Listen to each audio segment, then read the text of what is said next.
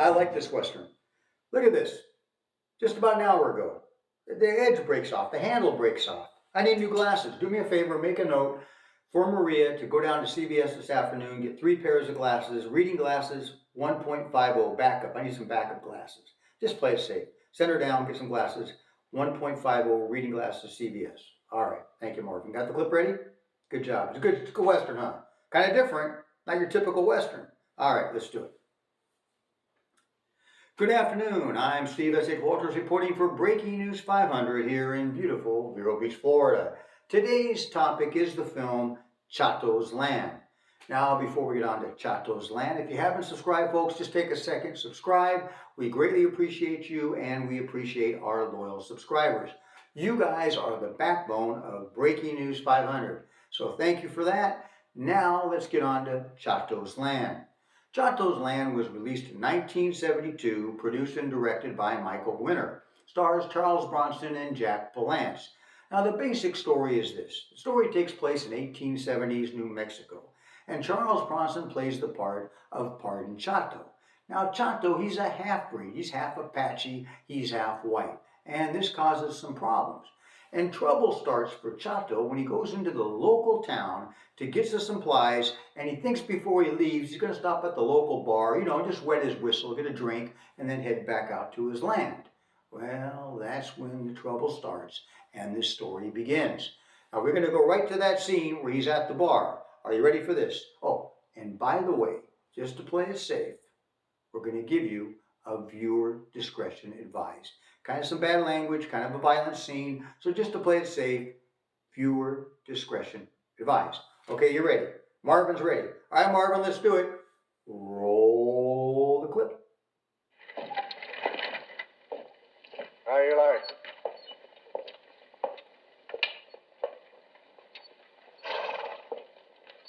Eli?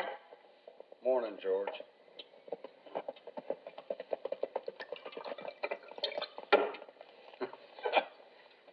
This is a white man's saloon, and it sells white man's liquor.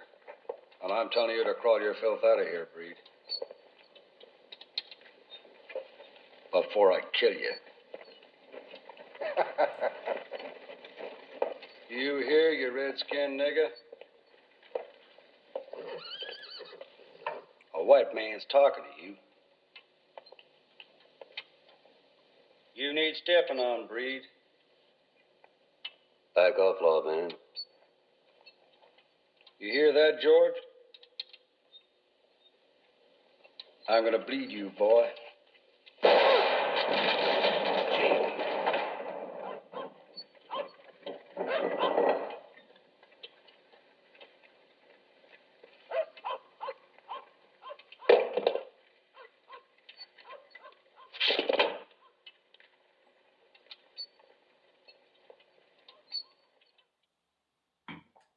Oh, you're back. What do you think about that scene? Woo! Don't mess with Chato. Well, in my opinion, folks, he killed in self-defense. Even though he's a lawman, that man came in and threatened him and then said he's going to bleed him. I mean, what does that call for? You better defend yourself. So he killed in self-defense, and he had every right to kill that sheriff or that marshal, as far as I'm concerned. But the townspeople don't think so because he's an Apache in a white man's town, and so they want to get him. So they form this posse of misfits, this posse of a band of crazy guys to go after him, to bring him back to justice or to kill him. So now it gets really interesting. Who's going to survive this? Are they going to survive? Is Chato going to survive? What's going to happen out there in this posse's after Chato? It gets to be a really good story. Now, the same token, this film was shot mostly in Spain. They shot most of it in Almeria, Spain. They didn't do that good at the box office. They only did $421,000 at the U.S. box office.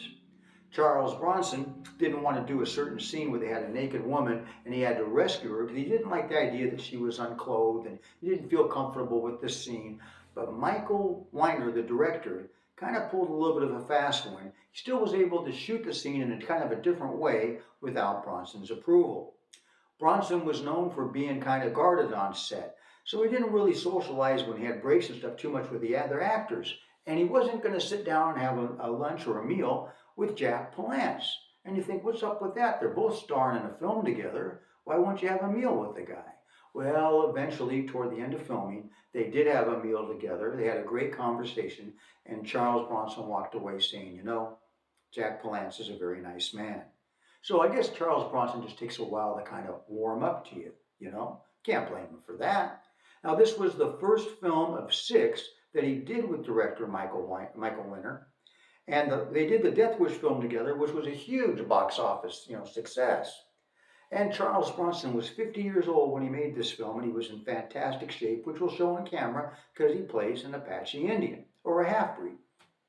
Now we're going to go to public reviews. What do us public people think about this film? The critics are all over the place. They didn't really care for the film too much, and it didn't do too well at the box office, but I think it's a great Western. It's just not your typical Western. It's different, not just the gunslinger type of thing. You got this revenge issue, racism, those are topics that exist. Those are things that happen. So I think it was done very well, and they had a great ending. But let's see what our reviewers say. I'm going to put on my broken glasses, folks, because they broke earlier today. I've got them on order. I got them on order. All right, Marvin, you know what I'm going to ask for? Public reviews. Drum roll, please. Thank you, Marvin. All right, let's see what we got here for public reviews. All right, we got 4 reviews, 2 good, 2 bad. So we'll go with the good reviews first. Our first review is Chato'sLand is written off as a lame spaghetti Western film. It's a UK production shot in Spain. And there's actually more depth than a one-dimensional racist revenge plot as you would believe. I agree with that.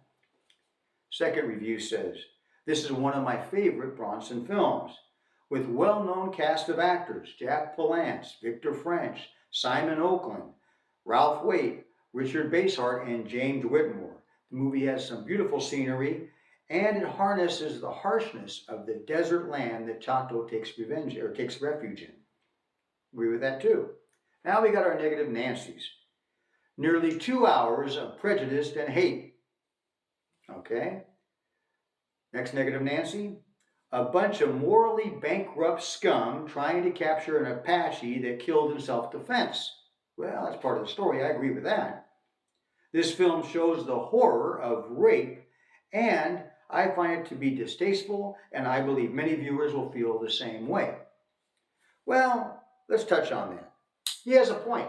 I think he has a good point about that. But here's the thing. They're trying to show that these so-called morally men that are going after Chato, they're not morally. They don't have good character. They're not a great group of guys.